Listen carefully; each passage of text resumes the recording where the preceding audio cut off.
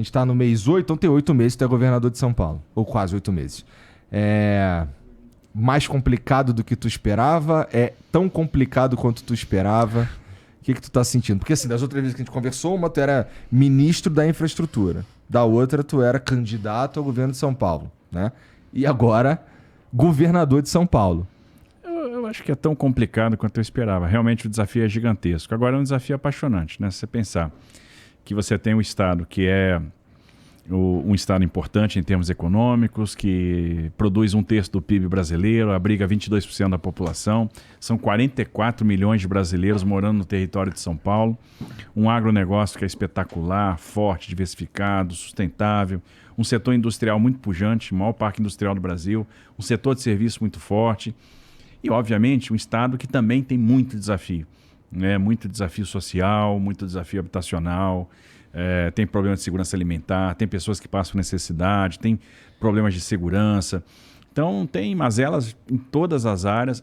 É um desafio maior, sem dúvida nenhuma, da minha carreira, o maior que eu já me deparei. Não é para menos, né? São Paulo. É São Paulo. Mas a gente faz com amor. Quero, no final das contas, sair lá na frente com a sensação de dever cumprido, de que eu fiz o melhor, de que a gente fez a diferença. Se faz a diferença na vida de uma pessoa, opa, valeu a pena. Né? Cada meta que a gente cumpre, cada resultado que a gente alcança, a gente celebra, opa, celebramos essa etapa, vencemos esse desafio. Tem muito desafio pela frente, a gente quer fazer muita coisa, agora estamos motivados para fazer.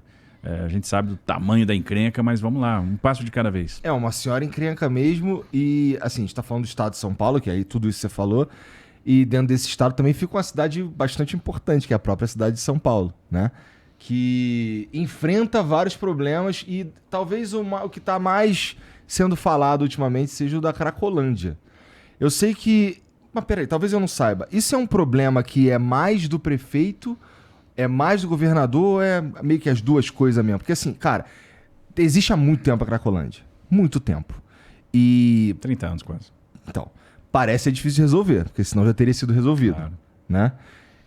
Como é que funciona isso? Como é que é essa interação entre governo do estado e prefeitura para melhorar esse problema aí que, sei lá, um monte de gente que mora ali na região, comércio, não sei o que, tudo sofre.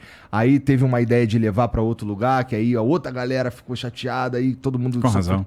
Não é? Com razão.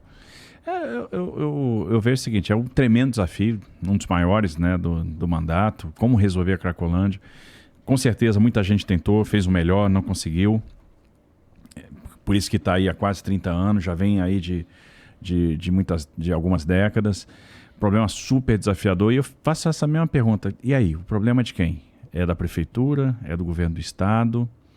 Quando eu faço essa reflexão, eu chego ao seguinte. O problema não é da prefeitura, não é do governo do estado, não é do governo federal, não é do judiciário, não é do Ministério Público. Esse problema é meu, é seu, é da sociedade, é do governo do estado, é da prefeitura, é de todo mundo. Se a gente não tiver um grande arranjo aí como sociedade para resolver, a gente não vai resolver. O que eu quero dizer? Para você resolver aquilo, e eu não tenho solução não, tá? A gente fica formulando hipótese, lendo, enfim, conversa com especialista. A gente já conversou com dezenas de especialistas. Cada um te dá um caminho diferente. E o que você nota? Talvez todos os caminhos que são apresentados para você estejam incompletos. Se você pegar a história dos programas que já tiveram para a Cracolândia, Nova Luz 1, Nova Luz 2, uma série de outros programas, de braços abertos, não sei o quê, todos eles atacavam uma componente do problema e não atacavam outro. Uhum. Um ia mais na linha da segurança e falhava na linha da assistência. Outro ia mais na linha da assistência e falhava na linha da segurança. E essas linhas têm que estar todas integradas. Então, quando você pensa nesse problema, eu tenho, primeiro, quem são as pessoas que estão lá? Eu tenho um cara que está lá vivendo há 10 anos, eu tenho um cara que está vivendo lá há 5 anos, e a gente tem que se refletir, por que as pessoas vão para lá? Sabe por que as pessoas vão para lá? É que muitas vezes elas não têm perspectiva alguma e elas sabem que no centro de São Paulo elas sobrevivem. Então o cara às vezes sai do sistema penal, sai sem documento, esse cara não tem perspectiva, não tem trabalho, não tem oportunidade, e ele vai para o centro, porque no centro ele sabe que se passar mal vai ter a UPA, ele sabe que se ele sentir frio vai ter o abrigo, ele vai ter o cobertor, Se ele sentir fome, ele sabe onde vai buscar a sopa, onde tem um bom prato. E no final, como ele não tem perspectiva, ele acaba consumindo a droga, se viciando ou aprofundando um vício que ele já teve e vai vivendo. Então, no centro, ele tem um ecossistema ali para sobreviver. E aí, quando você vai ver, nós temos vários regressos do sistema prisional, nós temos pessoas que tiveram pena progredida, estão em regime de progressão de pena, nós temos o traficante, nós temos as pessoas que estão vivendo lá há 5 anos, nós temos as pessoas que estão vivendo lá há 10 anos, e aí tirar o pessoal desse ecossistema não é fácil.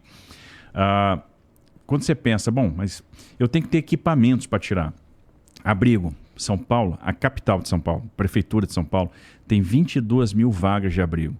Os centros de atendimento provisório, de acolhimento provisório da cidade de São Paulo são muito bem montados. Tem alojamento segregado, tem beliche, tem refeitório, tem estacionamento para o carrinho que coleta lixo, tem canil para o animalzinho da pessoa, tem bastante estrutura. Quando você pensa em CAPS, tem. Quando você pensa em... Hoje a gente tem o nosso hub de cuidado de crack e outras drogas, estamos atendendo lá quase 3 mil pessoas por mês, estamos encaminhando o pessoal para a comunidade terapêutica, abrimos a quantidade de leite de longa permanência para o tratamento do dependente químico, abrimos vagas nas comunidades terapêuticas e ainda assim isso não é suficiente. O que acontece? A gente trata uma pessoa no hub e aí é uma coisa interessante, abrimos o hub. Mais da metade dos atendimentos do hub já são de pessoas que estão vindo de fora de São Paulo. Porque eles sabem que às vezes na cidade que eles estão não tem um atendimento. Opa, aqui estão tratando, estão encaminhando para o hospital, estão encaminhando para a comunidade terapêutica, então eu vou tentar resolver um problema lá. Então tem muita gente que está vindo para o hub, está sendo tratada e já não é da cidade de São Paulo. A gente encaminha para a comunidade terapêutica, a pessoa passa lá 3, 4 dias, naquele ápice da abstinência inicial, a pessoa desiste e volta para a rua. Então é um tremendo desafio. Então a gente precisa entender quem é cada uma das pessoas que estão lá. Cada pessoa ali tem uma história. Cada pessoa ali tem uma trajetória. Cada pessoa ali tem uma família. Cada pessoa ali veio de um lugar. Então como que a gente entende isso e tenta dar o tratamento individualizado? Como que a gente vai tratar a dependência química, é o primeiro problema. Como que a gente vai dar o abrigo, a moradia. Como que a gente vai dar a capacitação profissional? Tem equipamento para capacitação profissional no centro? Tem. Nós temos Senac, nós temos onde formar. Só no centro tem uns 3 Senacs ali. Então tem como capacitar. Mas eu entendo que a gente pode fazer mais. E a capacitação customizada para a vocação do centro, né? Nós temos... então a questão habitacional é um problema, a questão da capacitação é uma questão. A questão da segurança pública, sem dúvida nenhuma. E aí eu digo, quando eu falo problema de todos, problema do judiciário também. Porque eu tenho que interromper o fluxo do crack, o trabalho do traficante de drogas. É um trabalho difícil. Porque você, às vezes, monitora, você vê quem está comercializando a droga, a gente está fazendo esse trabalho de inteligência, a gente está individualizando a conduta, separando o usuário do traficante, monitorando o traficante, coletando evidência do tráfico. E, às vezes, a gente prende, leva para o judiciário, chega na audiência de custódia e ele é solto. E solto sem o monitoramento, sem... algo que a gente possa, pelo menos, verificar onde é que esse cara está. Né? A servidão que a justiça estabeleceu está sendo cumprida? Então, a gente vai precisar do apoio judiciário, a gente vai precisar do apoio do Ministério Público. Eventualmente, em último caso, poxa, eu não consegui botar esse cara no tratamento, eu não consegui identificar a família, esse cara está muito mal, esse cara vai ter um problema de saúde, até pensar uma última hipótese numa internação compulsória, que eu acho que não é o que resolve. Uma coisa, por exemplo, o trabalho missionário, o trabalho das igrejas, é um trabalho que tem uma certa efetividade, porque às vezes quando a pessoa está no ciclo lá de abstinência, não é a prancheta com, está na hora do remédio tal, que vai resolver. Ali, naquele momento, a pessoa vai precisar do abraço, vai precisar de uma oração, vai precisar de um acolhimento que ela não tem num método normal de tratamento. Eu acho que a gente tem que fazer uma grande revitalização urbana, né? Pensar um projeto urbanístico para o centro. Então, se eu tenho ruas temáticas, vamos fazer com que essas ruas temáticas sejam ruas temáticas. Tem uma arquitetura temática, Rua das Noivas, Rua dos Eletrônicos, Rua das Motos, né? Para dar um up. Outro dia eu chamei também o setor da construção civil, chamei o Secov lá, o setor imobiliário, e disse, que vocês precisam para construir um centro? Para a gente tirar coisa velha e botar coisa nova, coisa bonita. Não, eu preciso de um sistema de incentivo, então proponho. Porque o problema também é de vocês. Ou vocês acham que a gente tem que resolver tudo sozinho? A iniciativa privada tem que entrar. Então é setor imobiliário, é judiciário, é Ministério Público.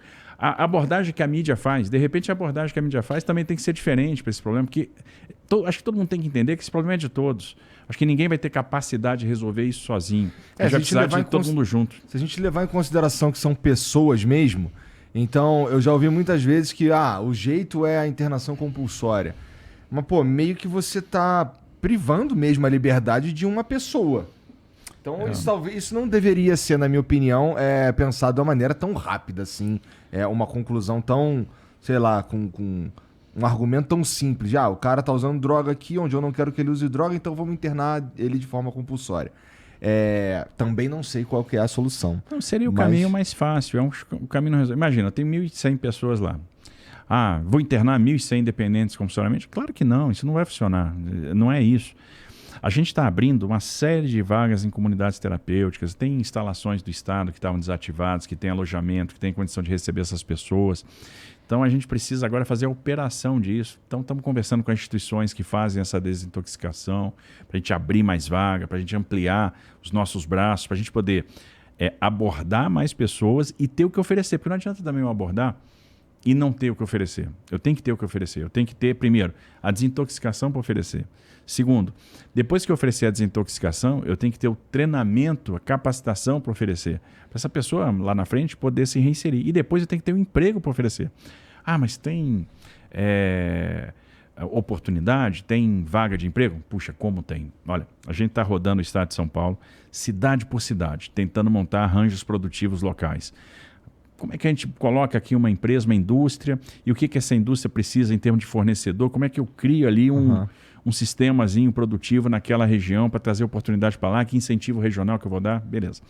Quando a gente vai fazendo essa investigação, o que eu vejo? Falta mão de obra numa série de indústrias, numa série de negócios. Por exemplo, São Paulo se destaca pela exportação de suco de laranja. É o maior exportador de suco de laranja do Brasil, do mundo. Então vamos lá. Falta mão de obra hoje nos pomares de laranja. Parece simples, né? Eu tenho uma grande indústria de celulose no Centro-Oeste, no Lençóis Paulista. Eles estão lá empregando 300 pessoas que eram extremamente humildes e alguns moradores de ruas no viveiro de eucalipto. Eles plantam 50 milhões de pés de eucalipto por ano, né, em 37.500 hectares. Estão abrindo outro viveiro com mais 200 vagas. São pessoas que a gente pode capacitar para trabalhar. Falta gente na construção civil, falta motorista de caminhão, falta gente no setor de tecnologia. Tem uma série de indústrias que está faltando mão de obra. E eu consigo fazer capacitação e o casamento dessa oportunidade com essas pessoas recém-capacitadas. O centro, se eu revitalizo o centro, nós vamos ter uma enxurrada de oportunidades no comércio. Agora, eu preciso revitalizar. Eu não posso ver o pessoal da Santa Efigênia morrendo de inanição porque as pessoas estão sendo afastadas por causa da Cracolândia. Então, a gente precisa resolver aquilo. Eu preciso transformar a Santa Efigênia numa rua daquela, cheia de LED e tal, o cara ganhar dinheiro com a propaganda, fazer uma grande reforma naquelas lojas, financiar esse negócio, entendeu? Para começar a trazer movimento. Daí a ideia também de concentrar a administração do Estado de São Paulo lá, para você ter uma coisa icônica. A gente tem que recuperar a Praça da Luz, né? A gente precisa, por exemplo, ali onde eu tenho a oficina da CPTM, na frente da Sala São Paulo, vamos tirar aquela oficina dali, vamos fazer uma coisa bonita, uma grande esplanada, um grande boulevard. Vamos levar aquela oficina, por exemplo, para a Favela do Moinho. E a Favela do Moinho? Vamos dar habitação decente para aquelas pessoas e desmobilizar aquela favela e botar ali a oficina da CPTM. As PPPs de habitação no centro foram tão bem sucedidas, a gente pode fazer mais, lançamos agora 50 mil unidades em PPP, então acho que tem caminho, né, para a gente tratar. Parceria público-privada. Tá. Ficar falando governês aqui para mim me complica. E assim, nisso daí você falou assim, várias oportunidades para a gente pegar essa galera aí e torná-las, na verdade, que elas sejam úteis para a sociedade de uma forma geral. Precisa ter um trabalho, um acompanhamento psicológico também, assim, acentuado. Porque droga é sinistro. Já perdi alguns amigos pro crack, por exemplo. E eu sei que a coisa ali, ela passa um pouco do... Pô, o cara... um amigo específico meu, o cara, tinha tinha esposa, tinha filho, tinha mãe, tinha pra onde voltar, tinha tudo. Mas o crack mantinha ele na rua. E não era assim, ele não tinha problema em casa. Ele só que o crack, de alguma forma, era mais interessante pra ele. Então, esse acompanhamento psicológico também talvez seja, sei lá, prioridade na parada, né? É fundamental. Acho que se a gente não fizer essa assistência, assim, a pessoa não vai ter sozinha, de repente, ela vai estar num estado de degradação tão grande que ela não vai ter a fortaleza para sair, ela vai precisar de ajuda. Agora, tem jeito. Outro dia, eu estou conversando com muita gente para tentar entender, para tentar me aprofundar. E eu conheci outro dia um cara que já está com 2 graduações, graduado em teologia, graduado em administração, assim, casado, trabalhando, 10 anos morando na Cracolândia. E se recuperou. Então, esses exemplos inspiram. Se pegar o que a Missão Belém já fez, o que o pessoal da Cristolândia, a Igreja Batista já fez, o pessoal lá do Frei Hans já fez, esses caras já conseguiram salvar muita gente. Eles conseguiram tirar pessoas da dependência. Então tem jeito, é possível. Né?